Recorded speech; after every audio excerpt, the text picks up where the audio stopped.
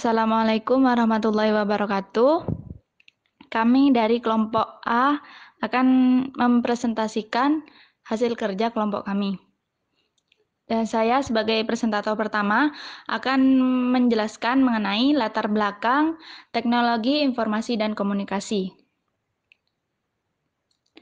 Perkembangan teknologi informasi dan komunikasi ini telah mencapai gelombang ketiga. Nah, gelombang pertama timbul dalam bentuk teknologi pertanian, gelombang kedua timbul dalam bentuk teknologi industri, kini gelombang ketiga yang ditandai dengan pesatnya perkembangan teknologi elektronika dan informatika. Perkembangan teknologi elektronika dan informatika merambah berbagai aspek. Teknologi informasi dan komunikasi terdiri dari teknologi informasi dan teknologi komunikasi. Teknologi informasi adalah sarana dan prasarana atau hardware dan software, sistem dan metode untuk memperoleh, mengirimkan, mengolah dan mengorganisasikan data secara bermakna.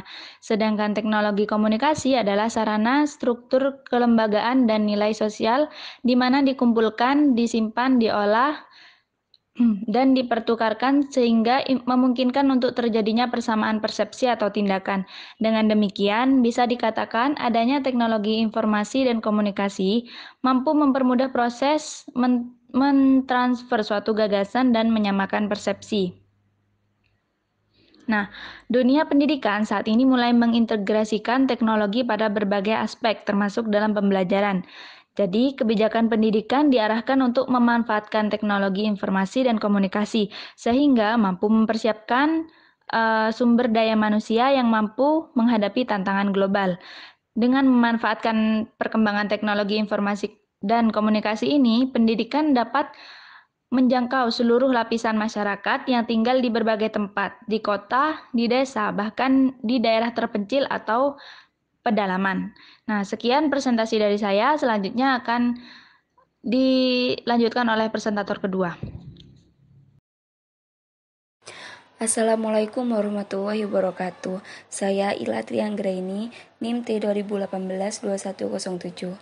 Di sini saya akan menjelaskan sedikit tentang pengertian teknologi. Teknologi yaitu berasal dari bahasa Yunani, teknologia.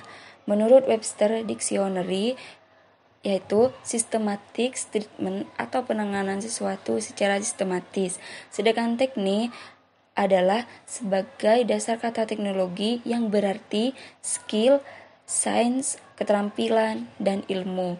Sedangkan secara harafiah berasal dari bahasa Latin yaitu texere yang berarti menyusun atau membangun, sehingga istilah teknologi seharusnya tidak terbatas pada penggunaan mesin. Meskipun dalam arti sempit hal tersebut sering digunakan dalam kehidupan sehari-hari.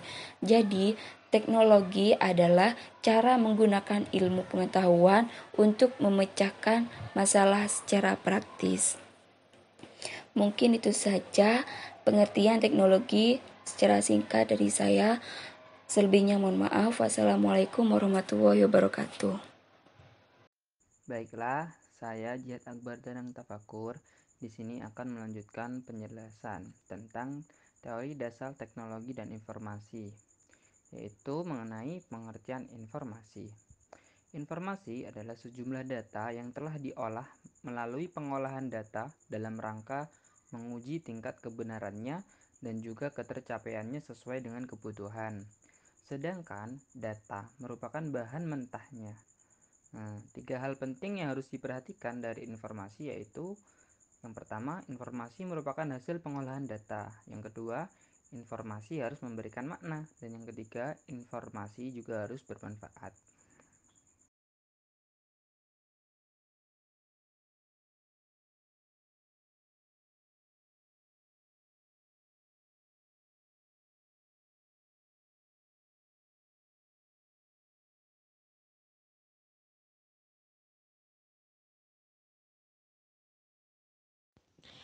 Baiklah, selanjutnya yaitu saya akan menjelaskan tentang jenis-jenis informasi. Jenis-jenis informasi dibagi menjadi 6. Yang pertama ialah absolute information, yaitu jenis informasi yang disajikan dengan suatu jaminan dan tidak membutuhkan penjelasan lebih lanjut. Yang kedua ialah substitutional information, yaitu jenis informasi yang merujuk kepada kasus di mana konsep informasi digunakan untuk sejumlah informasi.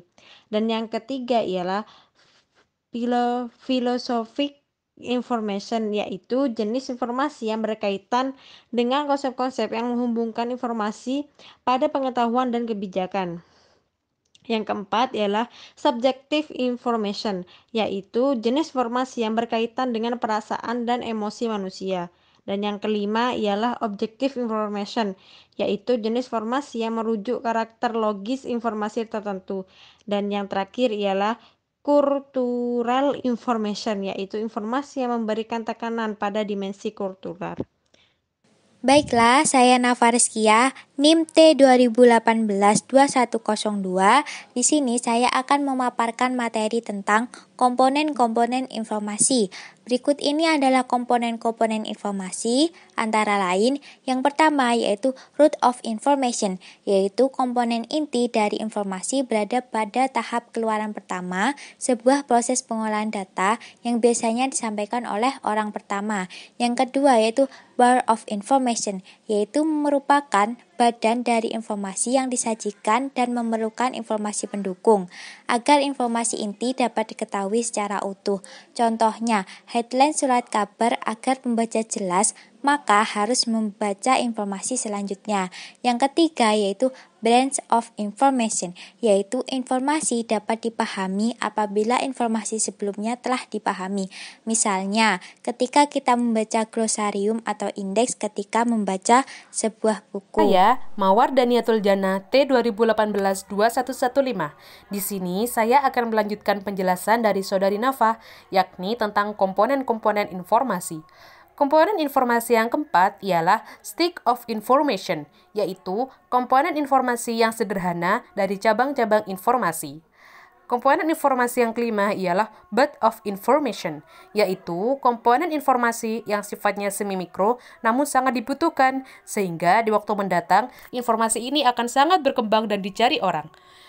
Dan komponen informasi yang terakhir ialah leaf of information, yaitu merupakan informasi pelindung untuk menjelaskan kondisi dan situasi ketika informasi itu muncul ke permukaan, seperti informasi tentang perkiraan cuaca, perkiraan kemarau panjang, perkiraan gempa atau gerhana matahari dan bulan. Sekian dari saya, terima kasih. Assalamualaikum warahmatullahi wabarakatuh. Nama saya Hafidatul Hasanah, NIM T 2018-2117. Di sini saya mendapatkan bagian untuk menjelaskan pengertian dari komunikasi. Nah, setiap harinya kita itu selalu menerapkan yang namanya komunikasi. Sedangkan pengertian komunikasi tersendiri itu apa sih?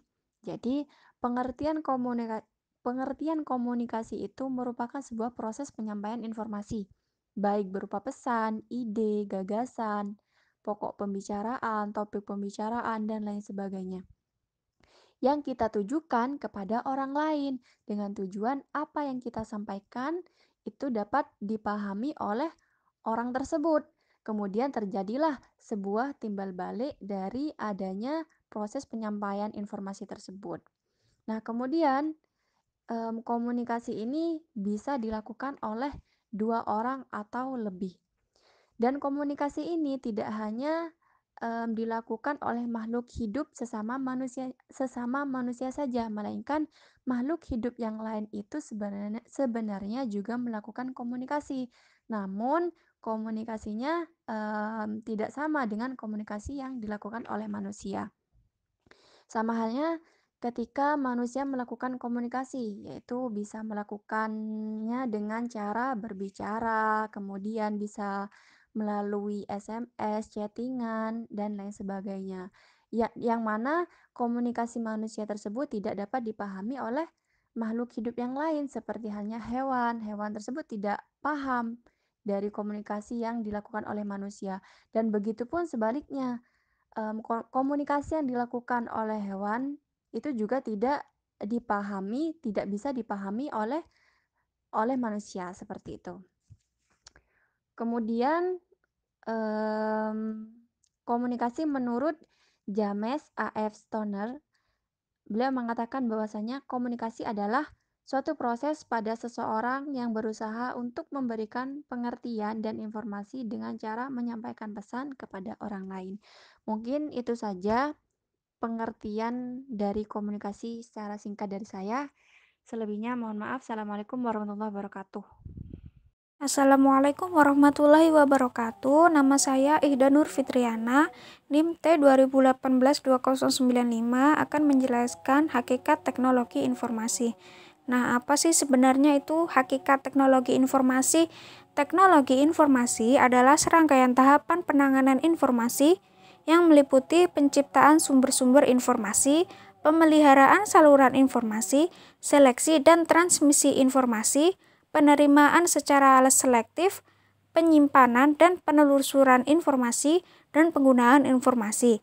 Kemajuan teknologi yang menyatukan kemajuan komputasi, televisi, radio, dan telepon menjadi satu kesatuan terbentuk sebagai suatu revolusi informasi global. Teknologi informasi dapat menjadi pendorong ke arah kemajuan bangsa. Nah, salah satunya dalam bidang pendidikan.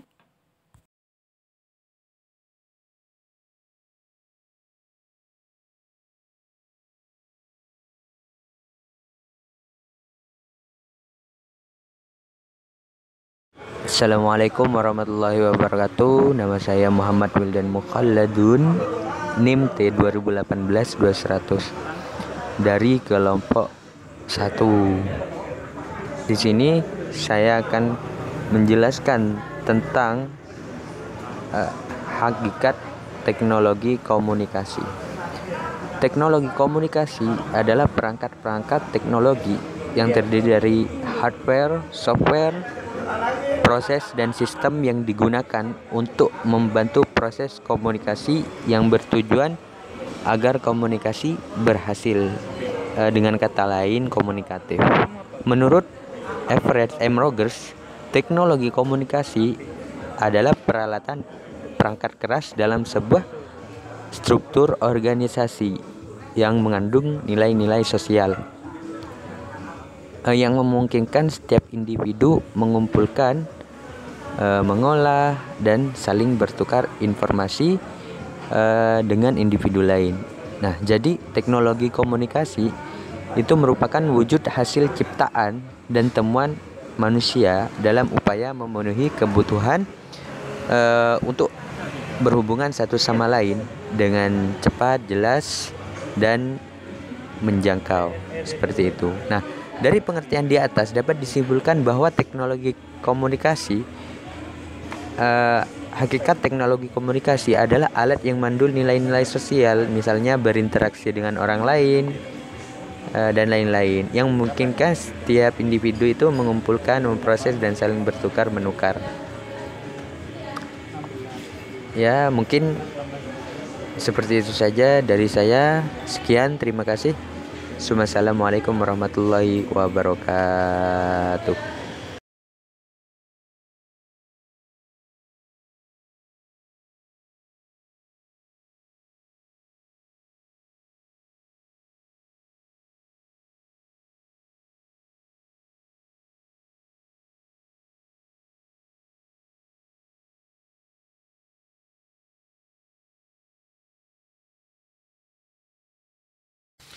Baik, bismillahirrahmanirrahim. Assalamualaikum warahmatullahi wabarakatuh.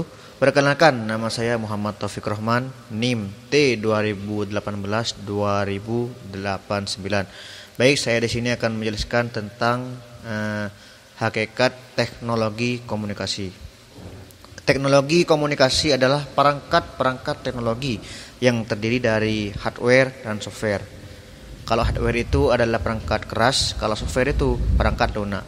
Proses dan sistem yang digunakan untuk membantu proses komunikasi yang bertujuan agar komunikasi berhasil dan komunikatif. Itu ya. Untuk yang kedua yaitu hakikat teknologi informasi dan komunikasi.